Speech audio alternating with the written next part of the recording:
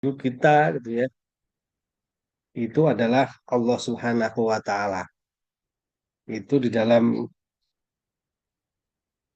Iqra atau sekalian ya. Alladzi allamal insana ma lam ya'lam ya. Ya ini adalah Allah gitu ya yang mengajarkan manusia, yang mengajari manusia yang tidak kita tahu sebelumnya. Jadi yang mengajari, yang memberikan ilmu, yang memberikan hidayah itu adalah Allah Subhanahu wa taala. Jadi guru yang paling utama kita itu adalah Allah Subhanahu wa taala. Allamal insana malam ya'lam gitu ya. Manusia dari nggak tahu gitu ya. Lalu kemudian yang ya, menjadi tahu, yang memberikan nur, yang memberikan pancaran pengetahuan, yang memberikan ilmu gitu ya. Itu adalah Allah Subhanahu wa taala. Karena sesungguhnya yang memiliki ilmu, yang menjadi sumber hikmah itu adalah Allah Subhanahu wa taala. Al-Halim, gitu ya, Al-Alim, Al-Khabir. Yang kedua, salawat serta salam semoga senantiasa tercurah kepada junjungan kita Nabi Muhammad Sallallahu Alaihi Wasallam. Teman-teman sekalian, mari kita awali perkuliahan kita dengan sama-sama melafalkan basmalah. Bismillahirrahmanirrahim. Yang kedua, Pak Ilham mohon maaf gitu ya. Tadi setelah saya sholat langsung pulang itu ya sampai di rumah tetap aja setengah 8 itu ya. Jadi kita agak terlambat memulainya. Baik, teman-teman sekalian, kita pada malam hari ini gitu ya, pertemuan kita kalau biasanya ada tiga ya. Ya ini adalah tadarus Al-Quran, lalu kemudian kultum, dan yang kemudian yang ketiga adalah presentasi materi. Maka gitu ya, karena ini waktunya sebagaimana kita sepakati bersama, ini adalah sesinya khusus untuk presentasi saja gitu ya. Nanti kalau di perkuliahan yang normal, kita baru akan melaksanakan ketiga agenda tersebut. Nah, baik, kita akan melanjutkan pembahasan kemarin itu adalah sistem komunikasi interpersonal, di mana komunikasi interpersonal itu berarti adalah komunikasi antara satu individu dengan individu yang lain, gitu ya, baik face to face, gitu ya, berhadapan secara langsung atau diperantarai oleh media. Nah, kita sekarang membahas tentang sistem komunikasi kelompok, gitu ya. Kita nanti akan berkenalan, gitu ya, dengan yang disebut dengan kelompok primer, kelompok sekunder. Nanti coba teman-teman sekalian, teman-teman itu dianalisis, gitu ya. Misalnya Edina Vivian itu curhat masalah-masalah pribadi, gitu ya, itu lebih sering kepada ibu atau kepada misalnya Nabila Azahra, gitu ya. Kalau eh, sering kepada temannya, berarti keluarganya itu tidak menjadi kelompok primer kan gitu ya. Uh, Kelompok primernya adalah teman sebayanya, gitu ya. Berarti keluarga menjadi kelompok sekunder. Tapi ada mungkin bagi teman-teman sekalian yang kalau dengan ibu itu pokoknya terbuka segala macam cerita gitu ya. Komunikasinya itu antara anak dengan ibu tuh luas mendalam, apa aja dibincangkan gitu ya. Hal-hal mulai yang nggak penting sampai yang penting itu dibicarakan. Itu berarti dengan keluarga keluarga itu berfungsi sebagai kelompok gitu ya. Itu yang sifatnya adalah primer. Yang lain sekunder, ya kenal dengan temennya tapi hal-hal pribadi itu nggak diceritakan gitu ya. Nanti kita ada yang disebut dengan in group dan out group gitu ya. Kelompok kami dan kelompok mereka. Siapa aja yang menjadi kelompok kami dan mereka? Apa saja boundariesnya gitu ya, batasannya. Bisa kelas A dengan B, kelas A in group, kelas B out group. Tapi kelas B yang semula out group bisa menjadi in group kalau lawannya adalah misalnya semester 7 dengan semester 5, itu semester 7 yang tadinya out group menjadi in group, semester 5 itu menjadi out groupnya. Nah, kita juga akan belajar tentang dinamika di dalam komunikasi kelompok gitu ya. kita akan mengenal misalnya fasilitasi sosial atau social facilitation. Itu di mana kehadiran anggota kelompok yang lain itu akan memicu kepada kita lebih berprestasi. Itu bisa terlihat misalnya dalam pertandingan sepak bola, ya. Kehadiran penonton itu memotivasi pemain bola untuk tampil lebih sangar, ya, sehingga kemudian bisa mengalahkan eh, eh, apa Arab Saudi 2-0, ya. Tapi kadang-kadang gitu ya, kita itu kadang menyadari kehadiran kehadiran teman yang lain itu justru bukan membuat kita semakin pede, tapi membuat kita semakin malu. Misalnya kadang-kadang kan di kelas gitu-gitu ya. Ayo maju, dilihatin temennya itu menjadi malu. Nah, itu berarti kelompok tidak menjadi fasilitasi sosial kan itu ya. Tapi ada satu momen di mana kelompok menjadi fasilitasi sosial membuat kita lebih baik, membuat kita lebih maju, tapi kadang-kadang membuat kita malah sebaliknya, malu atau prestasinya itu eh, menurun. Nah, itu. Lalu dalam dinamika kelompok itu juga kita kadang-kadang eh, mengenal gitu ya fenomena terjadinya polarisasi. Nah, misalnya eh, antar pendukung paslon tertentu, gitu kan? Semakin ketemu, semakin ngobrol, itu bukannya semakin ketemu common ground-nya, ketemu persamaannya, enggak, malah semakin berbeda, gitu ya. Semakin dia ikut kelompoknya, dengan misalnya Pak Ilham punya kelompok, gitu ya, itu dengan kelompok lain semakin nggak ketemu.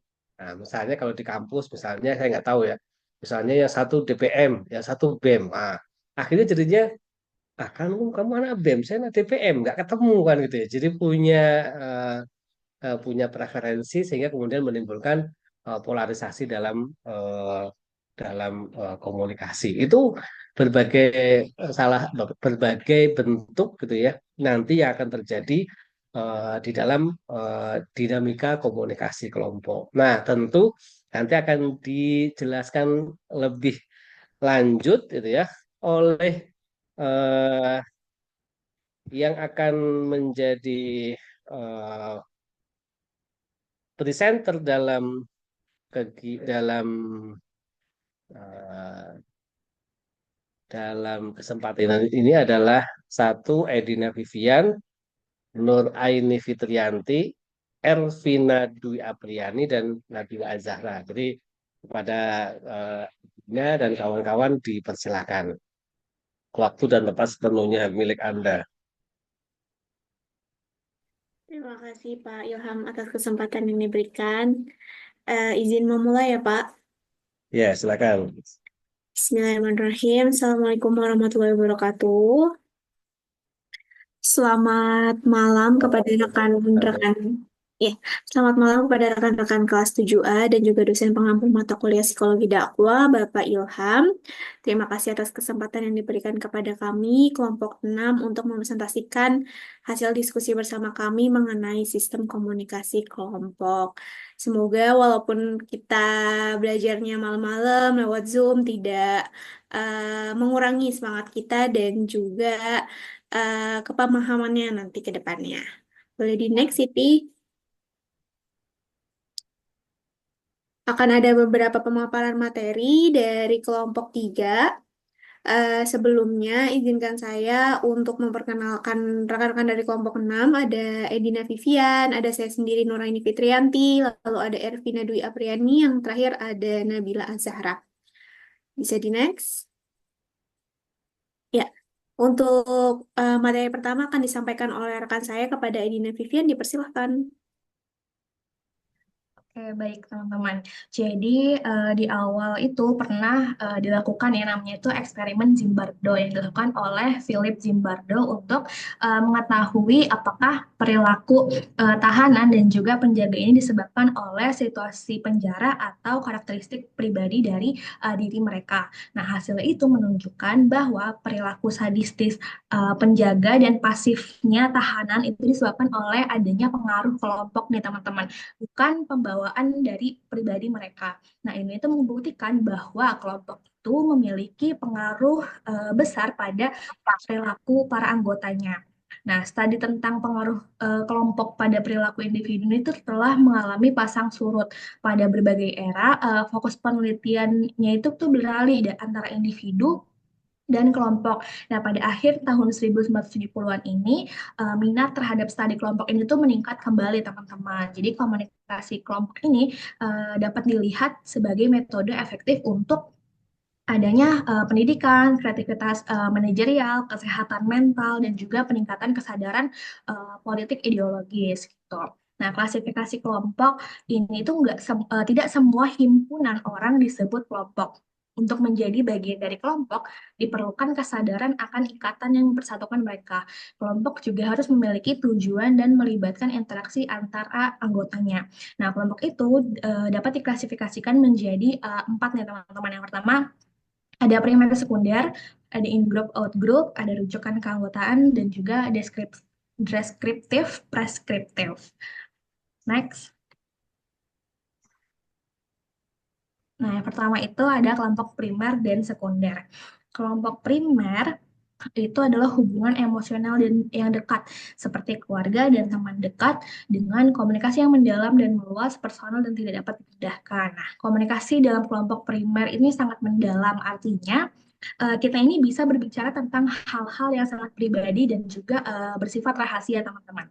Komunikasi ini tuh juga meluas, artinya kita ini bisa berbicara tentang banyak topik berbeda tanpa adanya batasan tertentu gitu. Personal dan tidak dapat dipindahkan ini maksudnya itu adalah hubungan dalam kelompok primer sangat personal dan juga unik. Misalkan hubungan kita dengan ibu kita atau dengan sahabat terbaik kita yang gak bisa digantikan oleh orang lain gitu. Jadi adanya uh, keratan atau adanya namanya hubungan emosional yang dekat yang nggak bisa ini digantikan oleh siapapun kayak gitu. Kalau kelompok sekunder ini hubungan yang kurang akrab dan impersonal. Nah, ini tuh contohnya adalah kayak organisasi massa, tempat kerja, atau kayak serikat kerja. Jadi hubungannya di sini itu nggak Udah seakrab pulang ya? Dong, Mas. primer. Eh, Komunikasi dangkal dan terbatas. Nah, komunikasi dalam kelompok sekunder ini tuh biasanya lebih dangkal, teman-teman. Hanya menyentuh permukaannya aja. Dan juga terbatas pada topik-topik tertentu. Misalkan, kita tuh mungkin hanya berbicara tentang pekerjaan atau proyek-proyek tertentu aja. Jadi nggak secara mendalam dan pribadi gitu. Dan formal dan lebih formal ini tuh maksudnya interaksi dalam kelompok sekunder ini tuh seringkali lebih formal dengan adanya aturan atau struktur-struktur yang jelas kayak gitu. Jadi lebih kaku ya teman-teman kalau misalkan kelompok sekunder ini. Jadi perbedaan antara primer dan sekunder ini terlihat dalam kualitasnya, habis itu kedalamannya, personalisasinya dan juga tujuan dari komunikasi mereka kayak gitu. Next. Yang kedua ada in-group, out-group. In-group ini itu adalah kelompok kita di mana anggota merasa adanya keterikatan, solidaritas, kesenangan, dan juga kerjasama. Contohnya, keluarga, teman dekat, atau lingkup pekerjaan. Nah, ciri-cirinya ini kita itu merasa nyaman dan juga terhubung dengan anggota yang ada di in-group kita. Adanya rasa kekitaan atau keterikatan dan juga ada rasa kebersamaan yang kuat nih teman-teman. Misalnya, kita ini mungkin lebih merasa lebih dekat dan juga kompak dengan teman-teman di satu grup kita aja gitu atau rekan kerja yang ada di satu tim atau divisi kita aja kayak gitu. Itu namanya in group. Kalau out group ini itu adalah kelompok mereka berbeda dari in group dalam berbagai cara seperti kelompok dengan lokasi geografis yang berbeda seperti misalkan negara lain, suku bangsa yang berbeda, ideologi yang berbeda seperti adanya agama yang berbeda, terus juga profesi yang berbeda, bahasa yang berbeda, status sosial yang berbeda, dan juga hubungan kekerabatan yang berbeda. Ciri-cirinya ini kita itu sering merasa kurang terhubung nih teman-teman dengan anggota yang ada di outgroup kita. Adanya perasaan dan perilaku kita terhadap mereka ini mungkin gak seakrab atau gak seerat seperti yang ada di in-group nih. Misalkan kita ini mungkin merasa lebih formal atau lebih berhati-hati saat berinteraksi dengan orang dari kelompok yang berbeda budaya atau berbeda profesi dengan kita atau bahkan tadi ya yang udah dijelaskan sama Pak Ilham di awal, kita itu bisa aja nih kita misalkan sama nih satu fakultas, tapi ada kan ya berbagai kelas kita tuh punya banyak kelas. Nah, dengan kelas-kelas lain kita itu merasa kurang adanya keterhubungan atau kurang merasa terhubung nih teman-teman. Nah, itu juga bisa disebut sebagai kelompok out group kayak gitu. Eh, jadi bisa di next. Nah, perbedaan utama in group out group ini itu adalah yang pertama kesetiaan dan solidaritas. In group itu cenderung memiliki kesetiaan dan solidaritas yang tinggi, sementara out group itu tidak. Yang kedua, adanya rasa keterikatan. In group itu memiliki rasa keterikatan yang kuat, sedangkan out group itu biasanya tidak. Yang ketiga itu adalah interaksi sosial. Nah, interaksi dalam in group itu tuh lebih akrab dan sering kali lebih menyenangkan, sedangkan dengan out group itu mungkin lebih formal atau terbatas seperti itu. Next. Selanjutnya yang ketiga itu ada kelompok keanggotaan dan kelompok rujukan.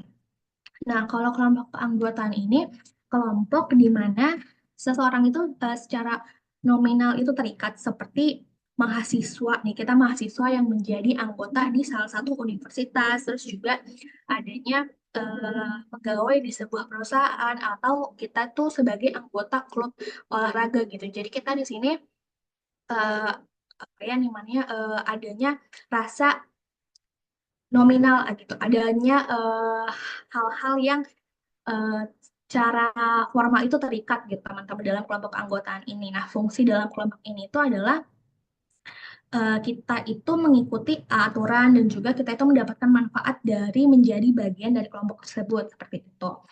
Nah, kalau kelompok rujukan ini, kelompok yang dijadikan standar atau alat ukur untuk membentuk sikap dan perilaku. Kelompok ini bisa memberikan contoh baik, itu termasuk dalam kelompok rujukan yang positif, atau contoh buruk masuk ke dalam kelompok rujukan negatif. Contohnya itu, jika kita itu mengagumi cara berpikir salah satu tokoh motivator atau influencer gitu ya teman-teman di sosial media, mereka tuh menjadi kelompok rujukan positif kita. Nah, sebaliknya jika kita melihat kelompok yang perilakunya ini tidak ingin kita ikuti, itu menjadi kelompok rujukan negatif buat kita. Nah, fungsinya ini adalah eh, kelompok ini itu diharapkan dapat membantu kita untuk menentukan bagaimana seharusnya kita itu bersikap dan berperilaku dalam kehidupan kita gitu teman-teman. Bisa tolong di next. Nah, si kelompok rujukan ini itu memiliki tiga fungsi nih teman-teman. Yang pertama ada fungsi komparatif. Yang ini adalah mengukur dan menilai keadaan dan status diri kita. Jadi eh, kelompok rujukan ini itu dapat digunakan untuk mengukur dan menilai keadaan dan juga status diri kita sendiri. Misalnya, kita mungkin bisa membandingkan prestasi yang kita dapat dengan kelompok rujukan kita untuk melihat di mana nih posisi kita berada, apakah eh, apa ya apa step-step yang perlu kita ikuti gitu untuk bisa mencapai si kelompok rujukan positif kita ini kayak gitu. Terus yang kedua ini adalah fungsi normatif, itu ada memberikan norma-norma dan sikap yang harus diikuti. Nah, kelompok ini itu memberikan kita norma-norma dan juga sikap yang harus diikuti. Nah, kelompok ini itu membimbing perilaku kita itu dengan menyediakan aturan atau adanya standar-standar yang dianggap tepat untuk dapat kita ikuti kayak gitu. Kalau fungsi perspektif, kelompok ini itu dapat membantu kita dalam mengorganisasikan pengalaman kita dan juga memberikan makna pada berbagai objek, peristiwa, serta orang yang kita temui di kehidupan sehari-hari. Jadi, fungsi perspektif ini tuh memberikan cara pandang dunia dan makna pada adanya pengalaman-pengalaman yang kita dapati gitu. Jadi persamaan kelompok keanggotaan dan rujukan ini itu mempengaruhi sikap dan perilaku individu dengan mengetahui jenis kelompok yang kita ikuti dan fungsinya ini itu dapat membantu kita dalam memahami dinamika komunikasi dalam kelompok-kelompok tersebut seperti itu. Next. Yang keempat nih teman-teman, adanya kelompok deskriptif dan juga preskriptif. Kalau kelompok deskriptif ini dikelompokkan berdasarkan tujuan alami seperti kelompok sepintas, kelompok belajar, kelompok pembuat kebijakan, kelompok aksi, dan kelompok pertemuan terapi. Kalau kelompok sepintas ini contohnya itu kelompok yang terbentuk untuk tujuan sosial singkat seperti pertemuan singkat di acara-acara sosial misalkan kayak acara seminar, workshop dan lain-lain gitu. Jadi adanya tujuan untuk kayak misalkan kita belajar menambah skill. Nah, itu di kelompok sepintas. Kalau kelompok belajar ini kelompok yang terbentuk untuk tujuan menambah informasi atau pengetahuan ya, sama aja kayak tadi ya kelompok sepintas.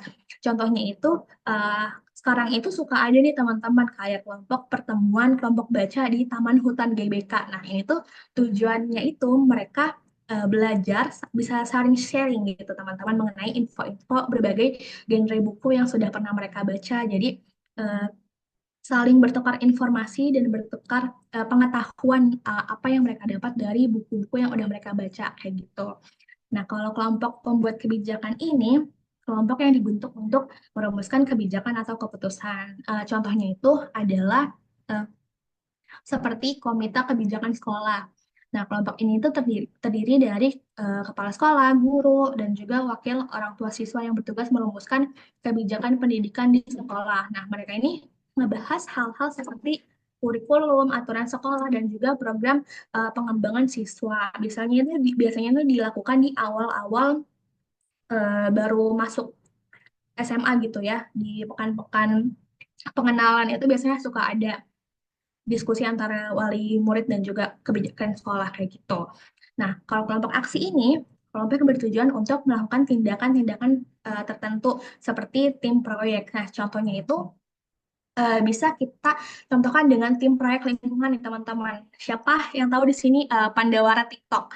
Nah, itu kan udah terkenal banget ya teman-teman dalam aksi lingkungannya. Nah, ini tuh terdiri dari sukarelawan dan juga aktivis lingkungan yang bekerja sama untuk melaksanakan proyek pembersihan di sungai-sungai yang ada di daerah-daerah di Indonesia gitu kan. Nah, mereka ini mengorganisir kegiatan pengumpulan sampah, edukasi masyarakat tentang pentingnya menjaga kebersihan lingkungan dan juga upaya penghijauan.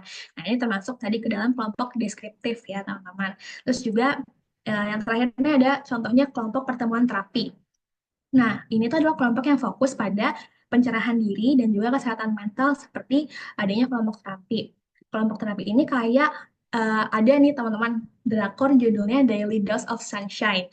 Nah, ini tuh jadi di dalam drakor ini itu setiap orang yang mengalami depresi atau kecemasan setelah ditinggalkan orang tersayangnya itu, atau misalkan ada berbagai faktor lain ya yang membuat mereka merasa cemas atau depresi, mereka ini berkumpul secara rutin nih teman-teman setiap minggunya untuk berbagi pengalaman dan memberikan dukungan emosional satu sama lain. Nah, terapi ini juga dipandu oleh seorang terapis profesional. Nah, ini adalah kelompok-kelompok deskriptif yang didasarkan pada tujuan-tujuan tertentu kayak gitu. Kalau kelompok preskriptif ini tuh dikelompokkan berdasarkan langkah-langkah rasional untuk mencapai tujuan seperti diskusi meja bundar, diskusi panel, forum, dan prosedur parlementer. Kalau uh, diskusi meja bundar ini kan biasanya terdapat langkah-langkah rasional teman-teman, kayak adanya format di mana semua anggotanya ini tuh kayak duduk melingkar dan juga berpartisipasi secara setara gitu dalam kegiatan diskusi tersebut. Kalau diskusi panel ini formatnya itu uh, ada kayak panelis ini berdiskusi di depan audiens dan juga audiens itu menjawab pertanyaan-pertanyaan dari audiens yang lain kayak gitu teman-teman. Kalau untuk forum ini terbuka untuk diskusi di mana semua peserta ini dapat berpartisipasi dalam kegiatannya. Nah, kalau prosedur parlementer, adanya format formal untuk pengambilan keputusan dalam kelompok seperti kayak rapat resmi dengan aturan-aturan tertentu. Kayak contohnya itu rapat yang dilakukan oleh Dewan Direksi Perusahaan untuk membuat keputusan yang penting terkait dengan manajemen dan juga kebijakan perusahaan. Jadi adanya aturan yang mengikuti agenda yang ditetapkan dengan pembahasan item agenda satu persatu dan juga setiap anggotanya ini itu memiliki kesempatan untuk menyampaikan pendapat kayak gitu. Jadi kelompok deskriptif ini itu tadi ya didasarkan pada tujuan-tujuan alami yang dibutuhkan. Sedangkan kelompok preskriptif ini itu yang dilakukan oleh kelompok tertentu dengan menggunakan adanya aturan dan langkah-langkah tertentu untuk mencapai komunikasi yang efektif dan juga terstruktur sesuai dengan tujuan yang ingin dicapai oleh kelompok tersebut. Jadi kelompok deskriptif dan preskriptif ini itu dapat membantu kita dalam mencapai tujuan tertentu dengan cara yang terstruktur dan efektif kayak gitu. Jadi dengan kita memahami nih teman-teman dari klasifikasi yang udah saya sebutkan tadi, kalian dapat lebih baik dalam menyesuaikan cara kita dalam berkomunikasi dan juga berinteraksi dengan berbagai kelompok dalam kehidupan sehari-hari. Seperti itu. Selanjutnya akan dijelaskan oleh Vivian, ya Kak. coba Kala mau ngasih eh, tebakan. Kalau misalnya IMM atau BEM, itu menurut Anda kelompok deskriptif atau kelompok preskriptif? Kalau IMM sama BEM itu kelompok Hmm. deskriptif. Kenapa deskriptif? Karena ada tujuan-tujuannya ya Pak. Kalau BEM kan tujuannya misalkan untuk meningkatkan sistem organisasi di mahasiswa di salah satu universitas gitu. Itu termasuk ke dalam si kelompok deskriptif karena ada tujuannya Pak, tujuan alami dari eh, si BEM itu gitu. Kalau misalkan kelompok preskriptif ini kan kayak apa ya Pak, kayak ada langkah-langkah yang tepat, misalkan kayak si BEM melakukan diskusi dengan ini gitu-gitu. Ya pokoknya kayak gitu Pak. Itu baru maksudnya ke kelompok Oke. preskriptif karena ada langkah-langkah kayak yang ada prosedur-prosedur yang harus dilakuin gitu. Jadi BEM itu deskriptif, BEM IMM Ya, deskriptif. ya. Ya ini saya Pak Ilham luruskan ya. Jadi Nah, kalau kelompok deskriptif itu keanggotaan ke dalam satu kelompok itu tidak harus mengikuti tahapan-tahapan atau langkah-langkah tertentu. Misalnya gitu ya, Pak Ilham membagi kelas ini dalam beberapa kelompok. Pokoknya yang penting tugasnya adalah setiap kelompok itu bikin presentasi, bikin tugas tertentu. Nah, ada nggak persyaratan-persyaratan tertentunya? Tidak ada, gitu ya. Nah, itu maksudnya kelompok deskriptif. Kalau preskriptif itu untuk menjadi anggota kelompok itu ada langkah-langkah yang harus diikuti gitu ya, dan itu menjadi kesepakatannya. Misalnya untuk bisa nggak kita menjadi anggota BEM? Bisa, tapi harus ada syaratnya nggak? Ada syaratnya ikut apa misalnya? Ikut LKTD, ya itu. Ikut ikut IMM boleh nggak? Boleh, tapi ada syaratnya. Dia akan dapat kok kaos jas merahnya itu kalau sudah ikut Masta DAD. Jadi kelompok seperti BEM, IMM itu namanya adalah kelompok yang preskriptif.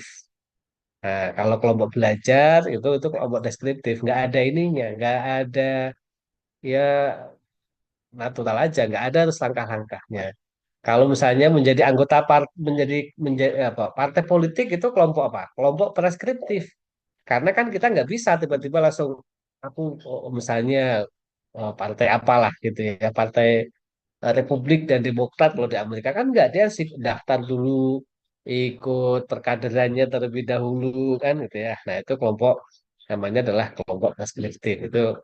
Jadi kalau yang ada langkah-langkah yang harus dituju sebelum nanti menjadi anggotanya itu namanya adalah kelompok preskriptif. Nah, kalau tidak ada kayak gitunya, jadi anggota kelompok udah jadi ayo masuk aja. Kamu belum punya kelompok ya, udah ikut aja kami ya. Itu kelompok deskriptif itu namanya, Vivian. oke, baik. Terima kasih Pak sudah meluruskan Ya, kekeliruan saya. ya. Nah, kalau pertanyaan satu lagi, eh, sering nggak teman-teman itu ini apa namanya melihat tawuran antar kelompok di dalam masyarakat gitu ya?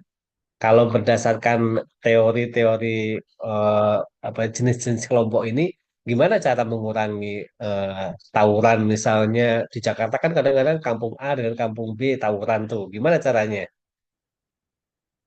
Yang presentasi Vivian, ditanya Vivian dulu.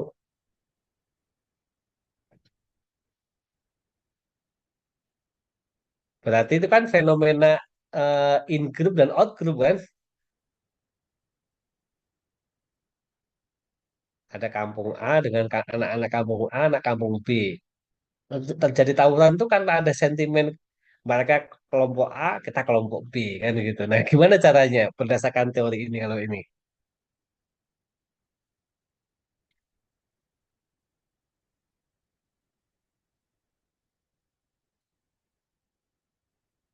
Gimana Vivian? Berdasarkan teori in group dan out group tadi yang kamu presentasikan.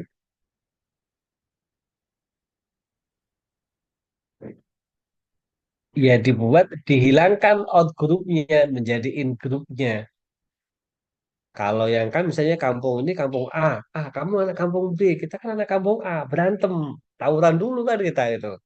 Berarti garis demarkasi kampung itu harus dirubah menjadi yang lebih besar. Misalnya kita semua warga Jakarta misalnya kan. Nah, jadi perbedaan in group out groupnya dihilangkan, lalu kemudian dibikin in group out group yang lebih besar. Kita nggak apa-apa berbeda kampung A kampung B, tapi kita semua warga Jakarta misalnya. Nanti kan dibikin dibikin grup yang lebih besar. Jadi itu mengatasi eh, apa namanya sekat-sekat yang tadi kampung A dengan kampung B kayak gitu. Jadi kalau diterapkan begitu. Oke, lanjut berikutnya silakan.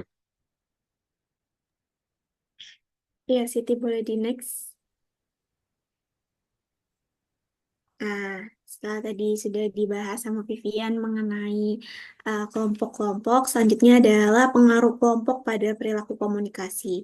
Kemampuan seseorang berbicara di depan halayak ramai, salah satunya ini memang dipengaruhi oleh kelompok. Nah, karena reaksi sejumlah orang yang menyaksikan perilaku komunikasinya.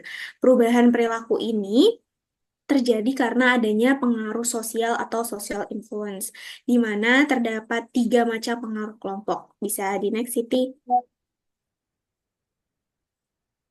Yang pertama itu adalah konformitas atau conformity. Jika terdapat sejumlah orang dalam kelompok mengatakan atau melakukan sesuatu, ada kecenderungan para anggota untuk mengatakan dan melakukan hal yang sama. Di mana menurut Kisler dan Kisler tahun 1969, konformitas ini adalah perubahan perilaku atau kepercayaan menuju norma kelompok sebagai akibat tekanan kelompok yang real atau yang dibayangkan.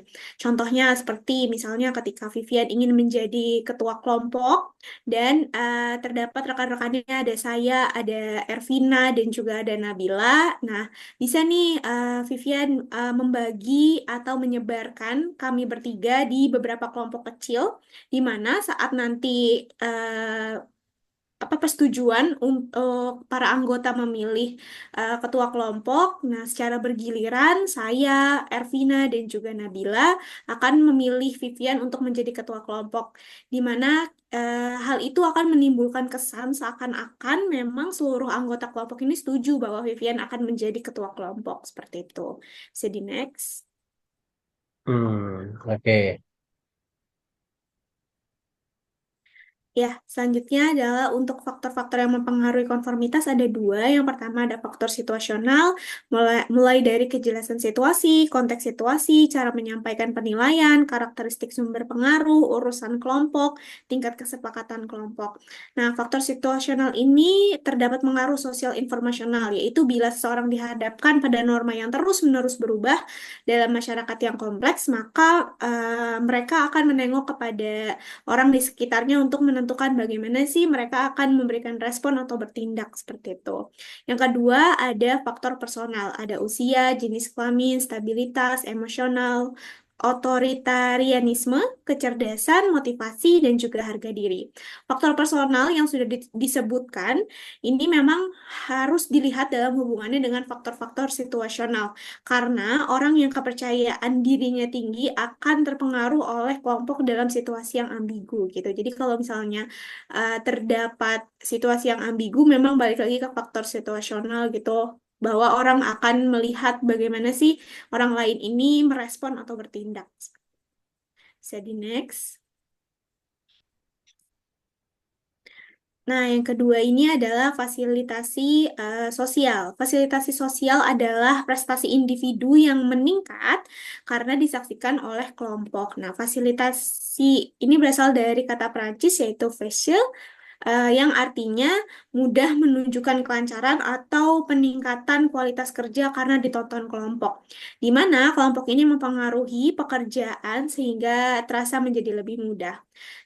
Menurut Floyd Allport tahun 1924, ini menjelaskan bahwa fasilitas sosial ini tidak selalu mempermudah pekerjaan. Kehadiran kelompok bersifat memfasilitasi atau fasilitatif bila pekerjaannya ini yang dilakukan memerlukan keterampilan yang sederhana, akan tetapi akan mempersukar pekerjaan ketika uh, kelompok ini atau pekerjaan yang dilakukan ini berkenaan dengan nalar dan penilaian. Nah, menurut teorinya Zhashong, dalam memperoleh indeks prestasi, dia ini bereksperimen. Yang pertama itu belajar sendiri, kemudian ujian sendiri, terus yang kedua itu adalah belajar sendiri, tetapi ujiannya dihadapkan oleh orang lain. Yang ketiga adalah belajar bersama orang lain, ujian pun bersama mereka. Dari teori Zhashong ini memilih alternatif kedua, yaitu belajar sendiri kemudian ujian bersama orang lain sebagai indeks untuk memperoleh prestasi yang lebih baik. Dengan syarat bahwa seseorang ini memang harus sudah mempersiapkan atau menguasai materi dan jawaban. Artinya harus ada persiapan yang matang. Seperti itu. Bisa dilanjut, Siti? Nah, yang terakhir ini adalah polarisasi. Menurut Ebbson dan Bowers tahun 1974, polarisasi ini bagi sebagian para ahli terjadi disebabkan oleh proporsi presentasi atau perbandingan argumentasi yang menyokong sikap atau tindakan tertentu.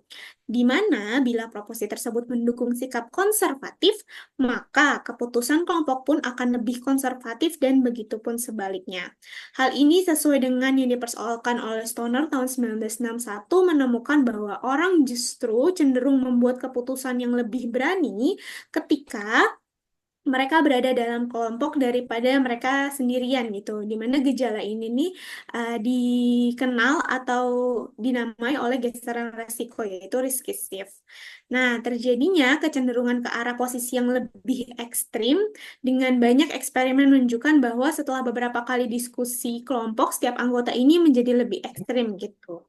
Nah, geseran resiko pada gejala yang lebih umum menunjukkan polarisasi seperti sebelum diskusi ini contohnya.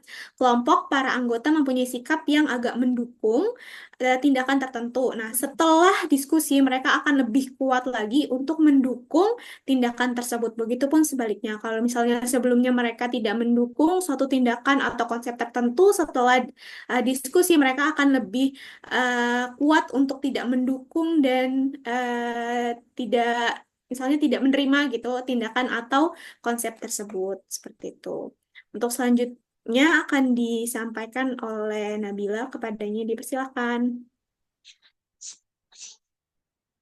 Ya, selanjutnya ada faktor-faktor yang mempengaruhi keefektifan kelompok. Yang pertama ada faktor faktor situasional, yaitu karakteristik kelompok. Dalam faktor situasional ini terdapat yang pertama ada ukuran kelompok, hubungan antara ukuran kelompok dan prestasi kerja kelompok atau performance bergantung pada jenis tugas yang harus diselesaikan oleh kelompok. Contohnya itu ketika kita dapat membedakan dua macam tugas kelompok, seperti tugas koaktif dan tugas interaktif. Pada tugas pertama, masing-masing anggota bekerja sejajar dengan yang lain, tetapi tidak berinteraksi. Pada tugas kedua, anggota kelompok berinteraksi secara terorganisasi untuk menghasilkan keputusan. Selanjutnya ada faktor lainnya, yaitu tujuan kelompok. Bila tujuan kelompok memerlukan kegiatan konvergen atau mencapai satu pemecahan yang benar, hanya diperlukan kelompok kecil agar produktif. Namun bila tugas memerlukan kegiatan yang divergen atau menghasilkan berbagai gagasan kreatif, diperlukan jumlah anggota yang lebih besar. Selanjutnya ada jaringan komunikasi. Jaringan komunikasi ini terdapat 5 macam jaringan komunikasi. Yang pertama yaitu pola roda. Dalam pola ini, seorang pemimpin menjadi pusat perhatian dan dapat berhubungan dengan semua anggota. Tetapi setiap anggota hanya bisa berhubungan dengan pemimpin. Yang kedua ada pola rantai. yaitu komunikasi terjadi secara linear, yaitu setiap anggota hanya bisa berhubungan dengan yang di sampingnya saja. Yang ketiga ada pola Y, yaitu tiga anggota dapat berhubungan langsung dengan yang lain, tetapi dua orang hanya bisa berhubungan dengan satu sama lain. Yang keempat ada pola lingkaran, itu setiap orang hanya dapat berkomunikasi dengan dua orang di sebelahnya tanpa adanya pemimpin yang dominan. Yang kelima ini ada pola bintang atau all channel, semua anggota dapat berkomunikasi langsung dengan semua orang yang ada di dalam kelompok untuk menciptakan sistem yang terbuka. Boleh di next, Siti. Selanjutnya ada kohesi kelompok. Margues, Guetzkow, dan Hens pada tahun 1951 mengamati anggota yang menghadiri berbagai konferensi. Mereka menemukan makin kohesif kelompok yang diikuti, makin besar tingkat kepuasan anggota. Poin kedua ada Francis Likert, yaitu konsultan manajemen di University of Michigan, menemukan kohesi kelompok berkaitan erat dengan produktivitas, moral, dan efisiensi komunikasi. Selanjutnya ada poin kepemimpinan. Kepemimpinan ini adalah komunikasi yang secara positif mempengaruhi kelompok untuk bergerak ke arah tujuan kelompok. Itu menurut Kragan dan Wright pada tahun 1980. Klasifikasi gaya kepemimpinan menurut White dan Lippitt pada tahun 1960 yaitu ada otoriter, demokratis, dan laissez-faire. Kepemimpinan otoriter ini ditandai dengan keputusan dan kebijakan ditentukan oleh pemimpin. Kepemimpinan demokratis yaitu menampilkan pemimpin yang mendorong dan membantu anggota untuk membicarakan dan memutuskan semua kebijakan. Dan kepemimpinan laissez-faire yaitu memberikan kebebasan penuh bagi kelompok untuk mengambil keputusan individual dengan partisipasi pemimpin yang sedikit. Next. Selanjutnya itu ada faktor personal, itu karakteristik anggota kelompok. Kragan dan Wright mengatakan dua dimensi interpersonal yang mempengaruhi keefektifan kelompok, yaitu keefektifan kelompok kebutuhan interpersonal dan proses interpersonal di samping perbedaan individual seperti usia, suku bangsa, jenis kelamin, pendidikan, pekerjaan, pendapatan, kepribadian, dan homogenitas atau heterogenitas kelompok. Next. Yang pertama ada kebutuhan interpersonal. Menurut William C. Zolf merumuskan teori Viro, yaitu Fundamental Interpersonal Relations Orientation. Menurut teori ini, orang memasuki kelompok karena didorong oleh tiga kebutuhan interpersonal. Yang pertama, inclusion atau inklusi, yaitu ketika memasuki kelompok baru, biasanya kita merasa cemas tentang bagaimana harus menyesuaikan diri dan takut diabaikan. Juga ada kebutuhan interaksi sosial, yaitu ada keinginan untuk ikut serta dalam kegiatan kelompok, tetapi juga ada kekhawatiran akan terlibat terlalu dalam atau malah kurang terlibat dalam kelompok tersebut. Yang ketiga ada respons dalam situasi sosial. Di sini ada dua, yaitu overreaction. Orang yang berlebihan dalam bereaksi akan mendominasi percakapan, sering bercerita tentang diri sendiri dan mengisi waktu dengan candaan atau topik yang terlintas.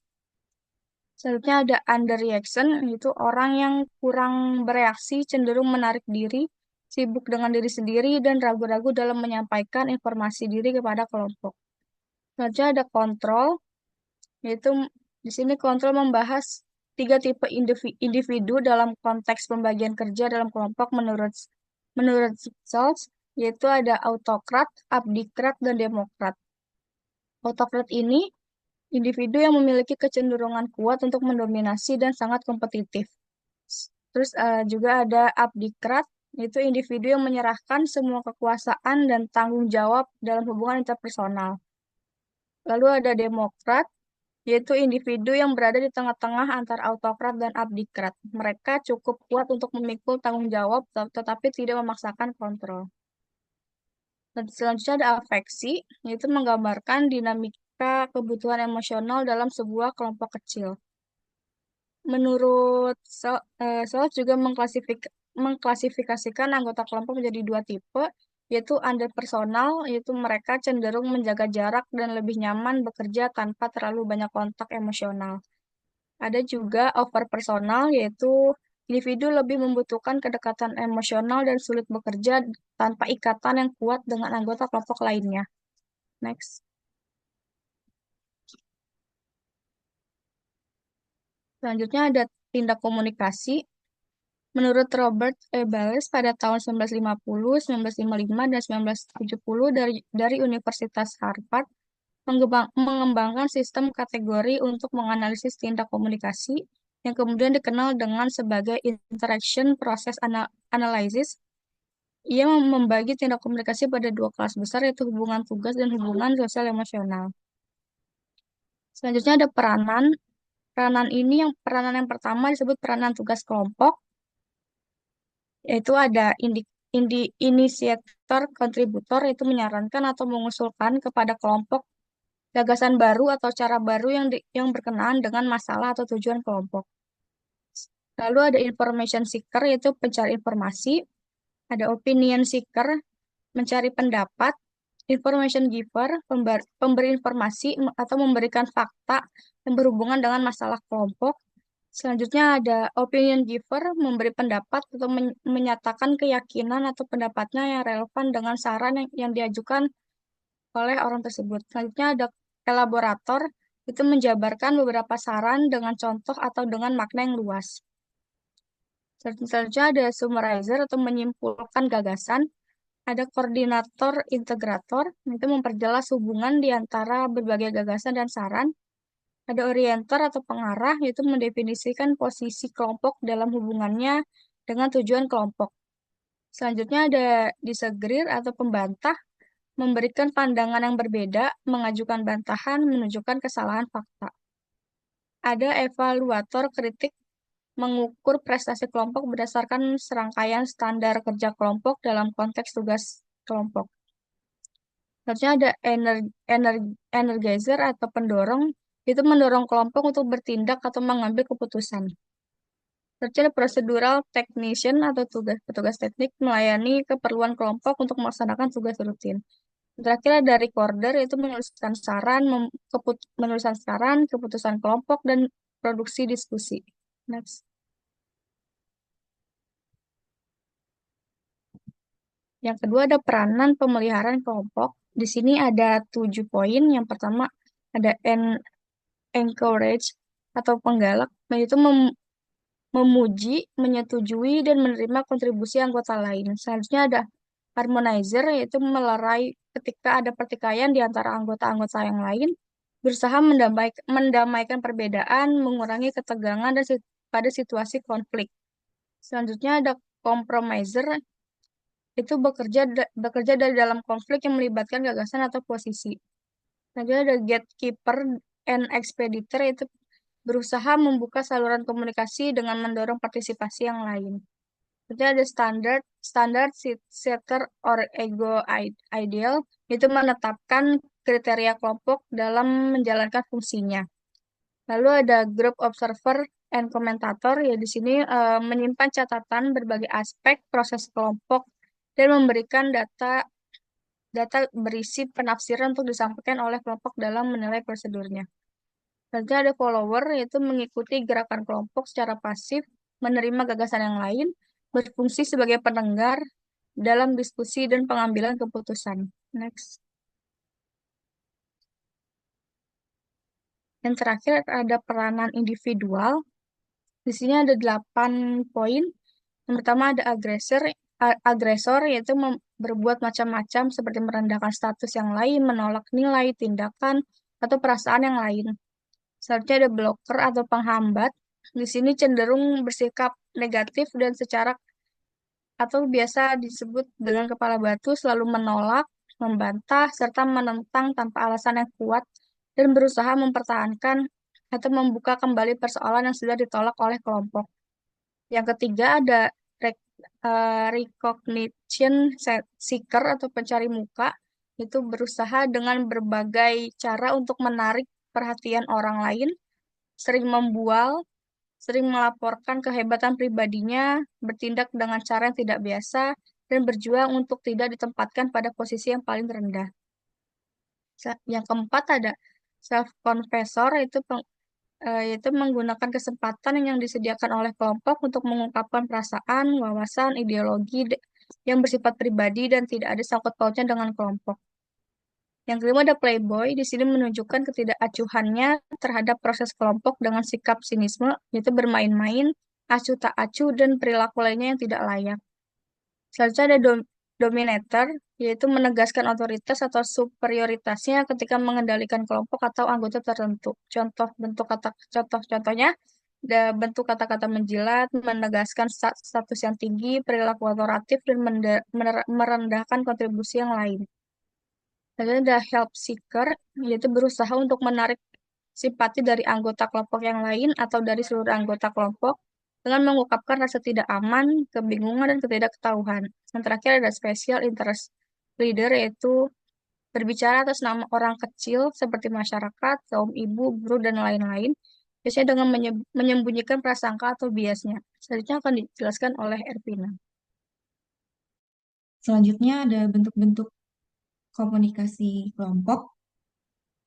Pada bagian ini dijelaskan tahap-tahap komunikasi yang terjadi dalam kelompok deskriptif serta langkah-langkah rasional dalam kelompok preskriptif, mencakup format dan sistem agenda. Komunikasi kelompok dapat dikategorikan menjadi dua jenis. Boleh di next. Yang pertama itu ada komunikasi kelompok deskriptif. Setiap kategori kelompok memiliki beberapa model yang menggambarkan tahapan perkembangan proses kelompok. Telah dijelaskan bahwa para ahli komunikasi kelompok mengidentifikasi 3 kategori. Yang pertama itu ada kelompok tugas. Audrey Fisher meneliti komunikasi dalam kelompok tugas dan menemukan bahwa kelompok melalui 4 tahap. Yang pertama orientasi. Pada tahap ini biasanya muncul persetujuan, pertanyaan terhadap pernyataan, dan upaya untuk memperjelas informasi. Yang kedua konflik. Pada tahap ini sebagian besar berupa pernyataan ketidaksetujuan, dukungan terhadap pendirian masing-masing, dan biasanya anggota kelompok cenderung mengidentifikasi diri dengan pihak yang setuju atau menentang. Yang ketiga, permunculan. Pada tahap ini, orang mulai mengurangi polarisasi dan perbedaan pendapat. Dan yang keempat, peneguhan. Pada tahap ini umumnya bersifat positif dan membantu mengurangi ketegangan. Selanjutnya ada kelompok pertemuan. Di sini kami merujuk pada model Bennis dan Stafford yang dijelaskan oleh Kagan dan Wright yang terdiri dari 2 tahap. Yang pertama, kebergantungan pada otoritas.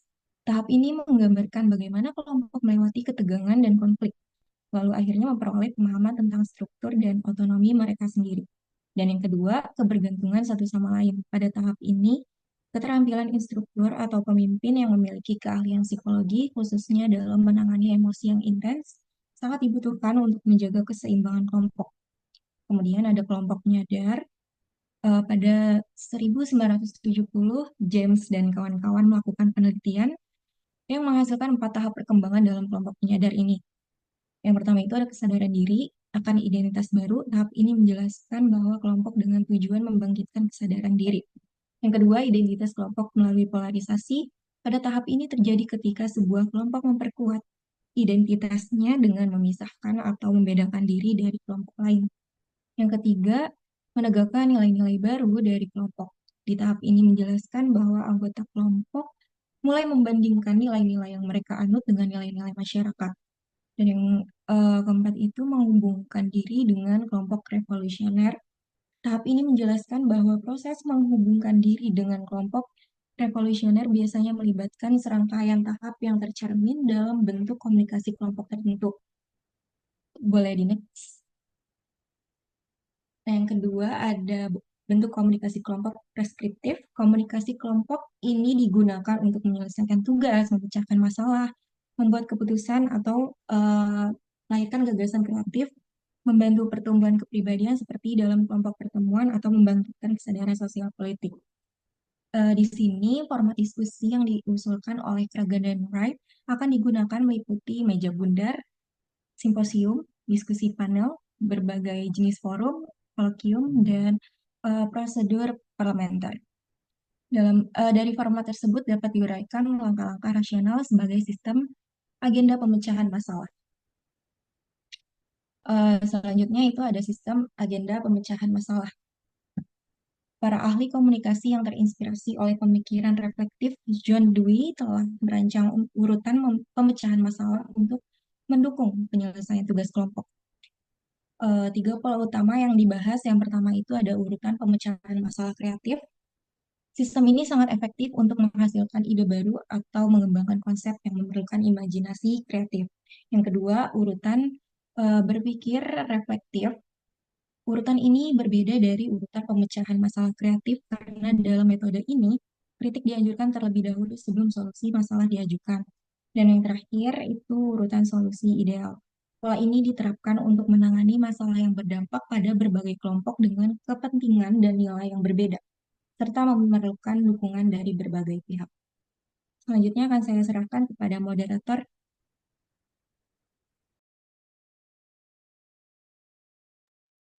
Ya, terima kasih kepada rekan-rekan dari kelompok 6 yang sudah mempresentasikan hasil diskusi bersama kami. Untuk selanjutnya adalah sesi tanya jawab dari rekan-rekan kelas 7A. Jika ada yang ingin ditanyakan, boleh raise hand, lalu membuka suara atau open mic, atau lewat kolom chat juga dipersilahkan. Untuk sesi ini mungkin kami buka 3 penanya terlebih dahulu.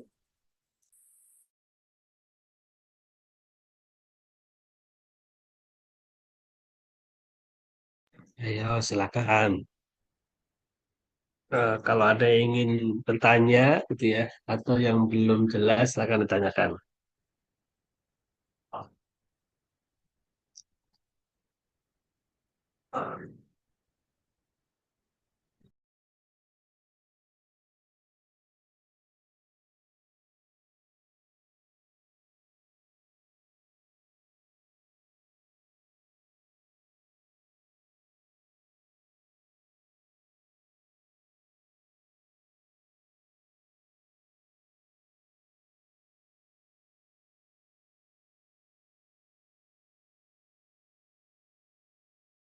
Oke, tampaknya nggak ada ini ya.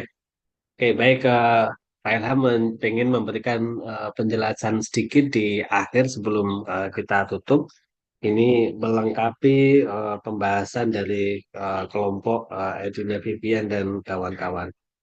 Baik, teman-teman sekalian, kita sekarang membahas tentang sistem komunikasi kelompok dan terutama adalah bagaimana kelompok itu akan berpengaruh terhadap sikap perilaku kita terhadap kecenderungan kita dan juga bagaimana kelompok itu pada akhirnya akan mempengaruhi komunikasi kita.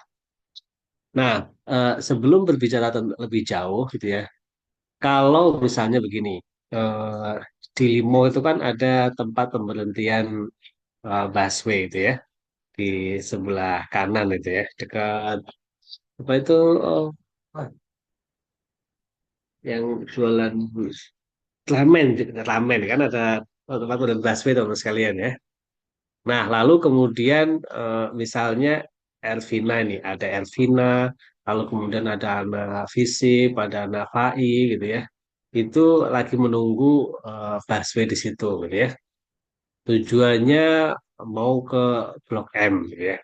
Menurut Elvina itu dia bisa disebut sebagai kelompok atau tidak?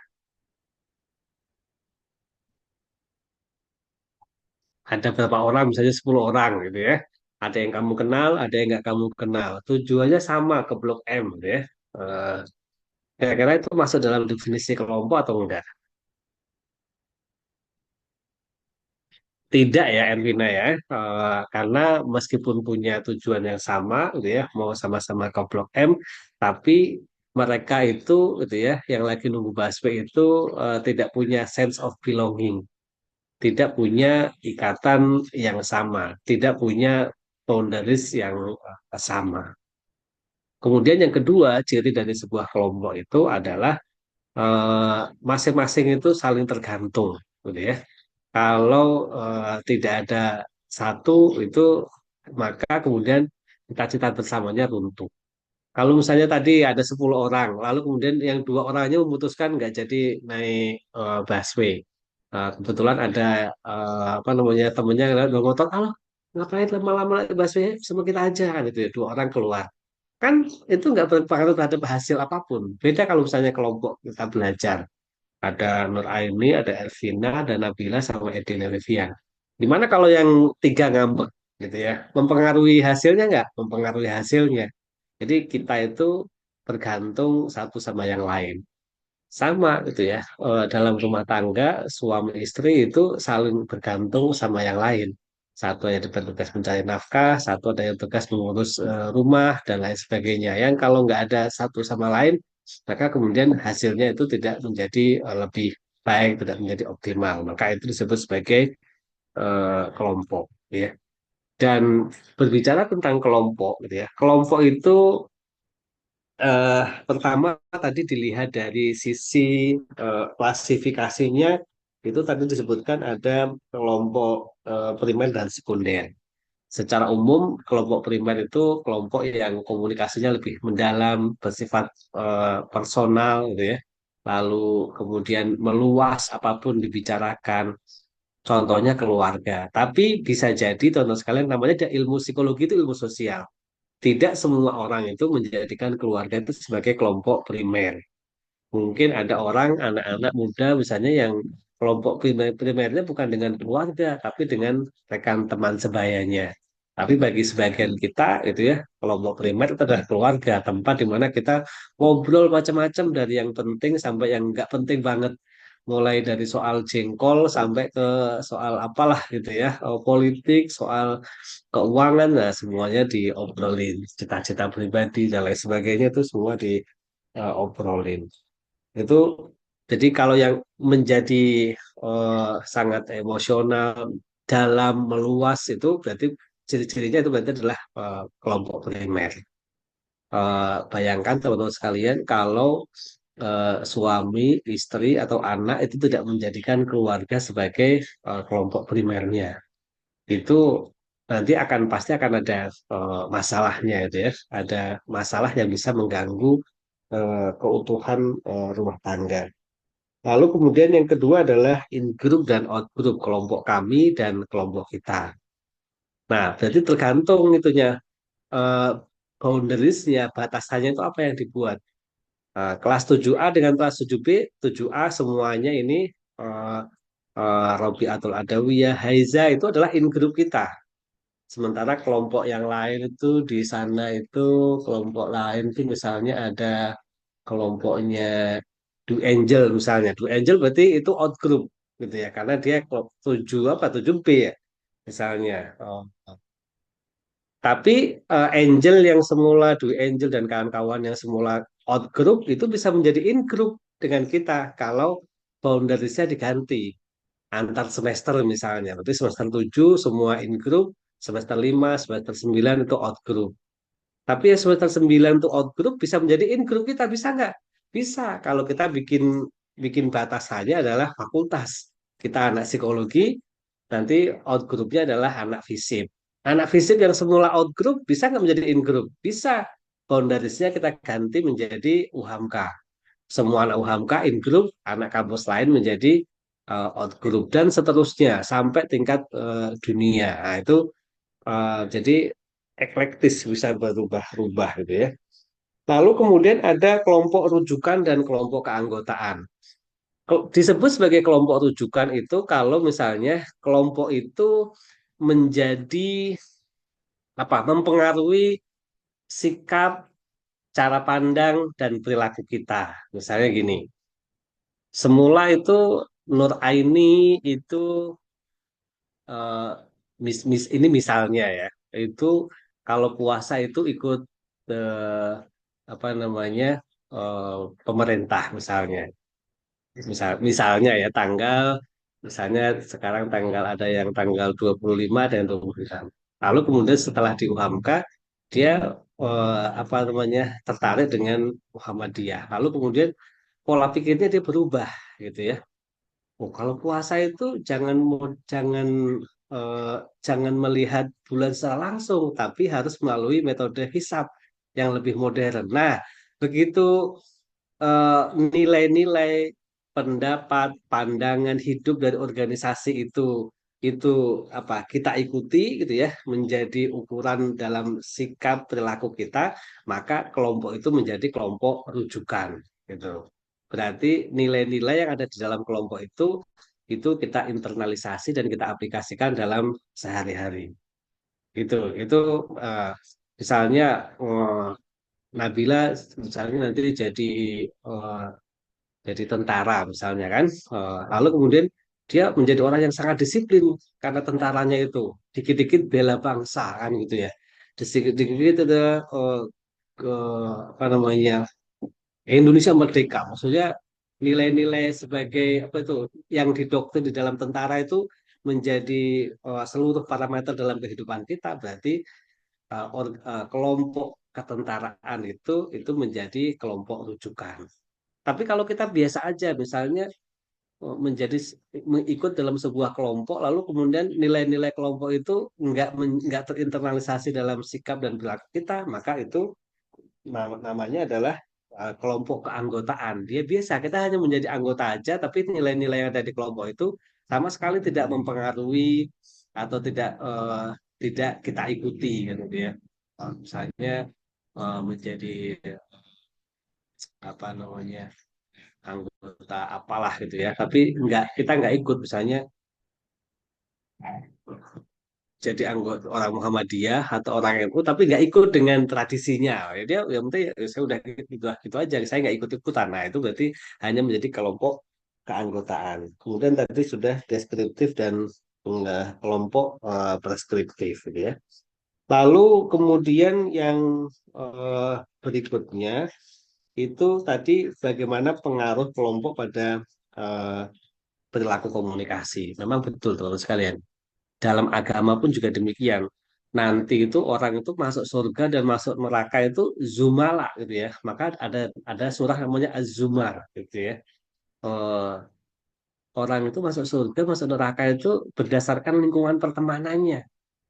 Pertemanannya misalnya dengan majlis zikir, majlis ilmu, dia masuk surga gitu ya. Pertemanannya dengan orang-orang yang suka mabuk-mabukan, suka ngebully, suka pornografi, beraksi ya itu masuk neraka. Jadi pertemanan kita itu keterlibatan kita dalam kelompok itu tidak hanya akan itu akan mengaruhi sikap perilaku kita, cara berkomunikasi kita sampai nanti kepada eh, hari hari akhir nanti. Oleh karena itu dalam Islam itu kita diberitakan untuk mencari teman itu yang baik gitu ya. Nah, tapi teman-teman sekalian, kalau dalam kajian psikologi komunikasi, maka yang pertama adalah pengaruhnya itu dilihat dari sisi konformitas.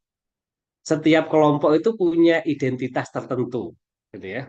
Misalnya, teman-teman sekalian, kalian itu kalau di jalan-jalan suka lihat anak pang-pang itu nggak, teman-teman sekalian? Suka, kadang-kadang ada anak pang ya. Mereka punya identitas yang sama nggak? Punya, misalnya lidahnya ditindik kadang-kadang gitu ya, atau hidungnya ditindik. Kalau orang India kan juga yang hidungnya ditindik gitu ya, tapi kan nggak kayak si pang, lidahnya ditindik. Nggak hanya ininya, ada pakai apa itu kalau yang di tubuh diwarna-warnain tato, wah, ada tato. Nah, misalnya Edina Vivian itu pengen gabung ke kelompok pang itu, diterima nggak kira-kira? Kalau dengan penampilan yang kayak gini yang sehari-hari kita lihat, nggak akan diterima. Dia akan diterima kalau nanti nggak usah pakai jilbab. Apa namanya matanya di sini apa di alisnya ditindik misalnya kan gitu ya. Karena ada di sini tuh lidahnya ditindik. Nah, kalau dia bisa mengikuti uh, itu namanya konformitas. Karena biasanya kalau dia tidak mengikuti nilai-nilai kelompoknya, ya dia nggak akan diterima. Sama kalau misalnya Ervina, kita bikin kelompok Blackpink deh di kelas 7A gitu ya. Yang kalau mau jadi anggota kita harus pakai bajunya black sama pink. Nah, kalau nggak mau pakai baju Blackpink ya akan terima jadi kelompok Blackpink misalnya. Itu namanya konformitas. Akhirnya kemudian anggota kelompok yang baru mau tidak mau mengikuti identitas yang dimiliki oleh kelompok tersebut. Itu namanya adalah konformitas. Kan itu. Kalau yang nggak mengikuti ya ditendang. Makanya biasanya dalam organisasi, misalnya partai politik kan sering ada lihat tuh anggota yang berseberangan dengan partai politik ya dia langsung dicopot kan gitu. Nah itu karena biasanya kelompok organisasi itu pengennya adalah semuanya mengikuti garis-garis partai. Nah kan itu. Kemudian yang kedua adalah fasilitasi sosial. Nah, Pak Ilham nggak tahu nih, eh, misalnya pada awalnya kelompok ini ada tiga, Edina, Nabila, sama Nur. Lalu kemudian Elvina baru. Nah, Elvina masuk di tengah jalan. Nah, Elvina itu ketika masuk itu apa namanya?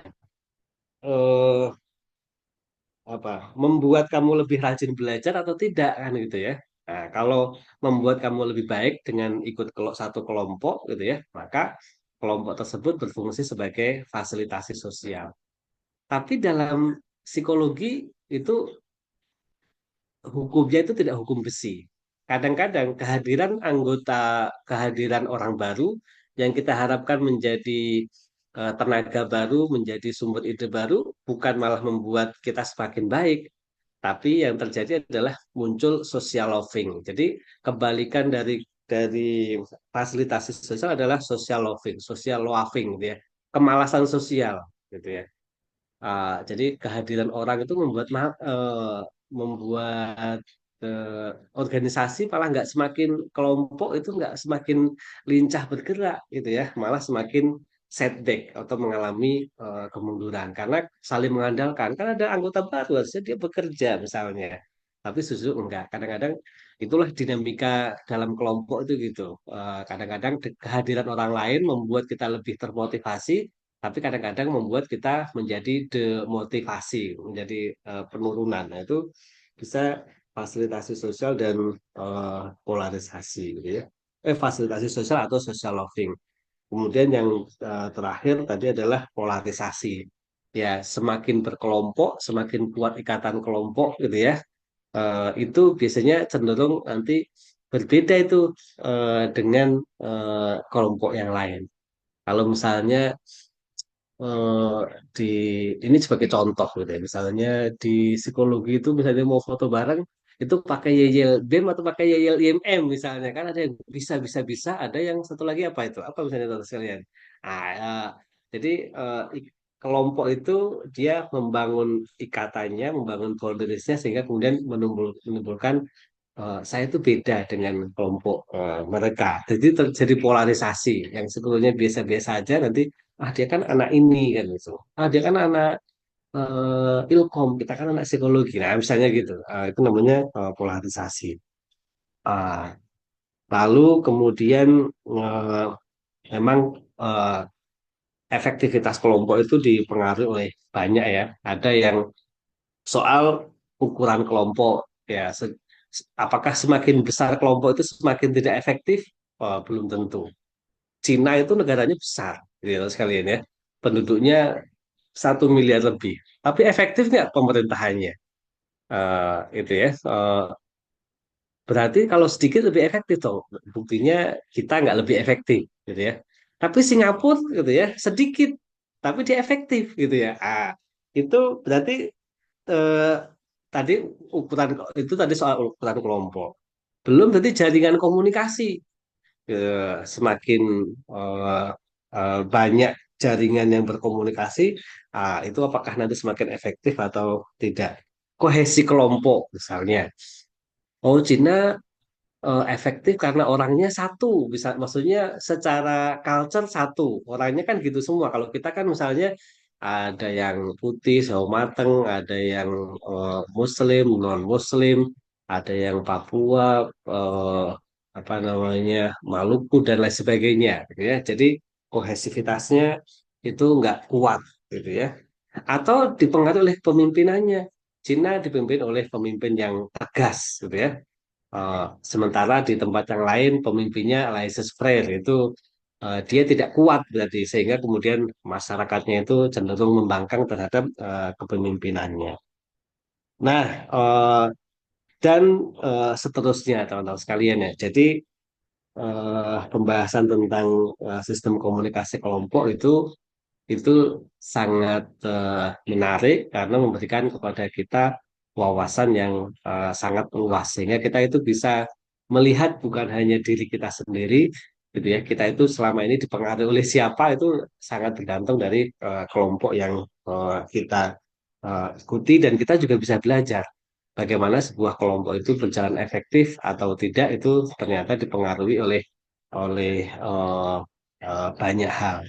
Dan kelompok itu pada akhirnya bukan hanya mempengaruhi sikap dan perilaku kita, tapi juga komunikasi kita. Dan pengaruhnya itu tidak hanya di dunia, tapi juga sampai di akhirat gitu ya. Kalau dalam Al-Quran tadi Pak Ilham sebutkan, orang itu nanti masuk surga dan neraka itu juga sangat besar ditentukan oleh dengan siapa dia dulu berkelompok ketika hidup di dunia. Kelompoknya dengan orang mabuk-mabukan gitu ya, dengan nongkrong-nongkrong yang nggak jelas gitu ya, itu. Kelompoknya dengan yang baik-baik, ya itu akan membuat kita juga baik. Maka kata Rasulullah SAW itu kalau kita dekat dengan penjual minyak wangi gitu ya, kita akan kena eh, bau minyak wanginya, harum.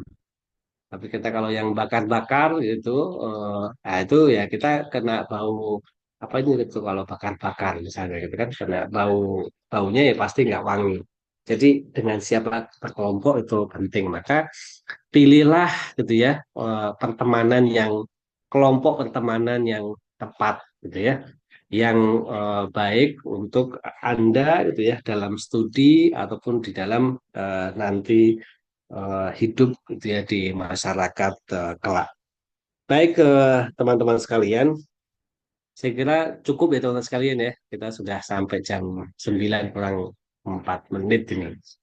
Pak Ilham mengucapkan terima kasih banyak ya. Mudah-mudahan pembelajaran kita ini bermanfaat untuk kita semuanya, dan kita tutup dengan sama-sama melafalkan hamdalah. Alhamdulillahirabbil alamin.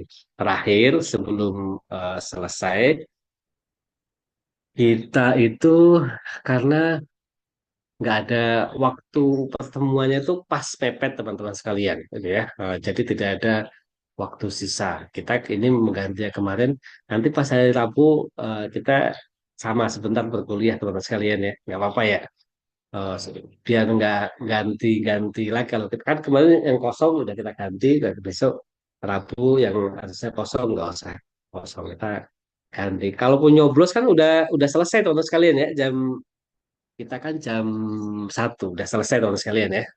Tapi nggak usah sampai ya paling 1 jam setengah mudah-mudahan selesai. Baik, ini perlu Pak Ilham absen atau semuanya sudah masuk semua teman sekalian? Mana ketua kelas? Oh, ini full tim ini kayaknya sih 41. Kita berterima kasih teman-teman sekalian kepada ketua kelas yang memfasilitasi pertemuan kita pada malam hari ini itu ya. Intan Maritza ya teman sekalian ya. Terima kasih kepada ketua kelas, terima kasih kepada semua teman-teman yang telah hadir pada malam hari ini. Jadi gimana? Nggak usah absen, absen teman sekalian. Kayaknya sih full tim. Ya, kalau dilihat dari ini ya.